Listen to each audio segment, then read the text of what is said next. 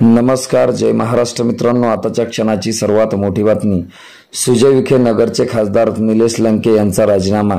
काय आहे सविस्तर अपडेट मित्रांनो, जाणून घेऊया। सुजय विखे पाटील नगरचे खासदार तर निलेश लंकेंचा राजीनामा आणि अचानक खासदारकी रद्द, या सगळ्या गोष्टी आणि कटकारस्थान विखेंचं समोर आलेलं आहे। शरद पवार देखील काहीच करू शकले नाही। मित्रांनो, काय आहे प्रकरण? अचानक लंकेंचा राजीनामा आणि खासदारकी का रद्द झाली?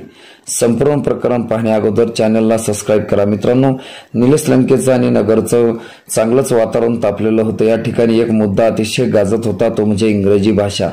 लंकेंना इंग्रजी भाषा येत नाही म्हणून विखेंनी त्यांना चांगलंच हिणवलं होतं। मात्र या हिणवल्याचा बदला त्यांनी संसदेत चक्क इंग्रजी शपथ घेऊन दाखवली। मित्रांनो, आता तोच इंग्रजी घेतलेली शपथ नसेल त्यांची खासदारकी कधीही रद्द होऊ शकते। कारण सुजय विखे पाटलांनी निवडणूक आयोगाला निकालाच्या दिवशी एक पत्र अर्ज दिला होता, त्याचं एक मत केलेलं आहे ते रिचेकिंग करावी। त्यांचं प्रत्युत्तर अजून निवडणूक आयोगाकडून आलेलं नाही। तज्ञांच्या माहितीनुसार जोपर्यंत हे पत्र आणि माहिती निवडणूक आयोगाकडून अधिकृत येत नाही तोपर्यंत कधीही लंकेची खासदारकी रद्द होऊ शकते।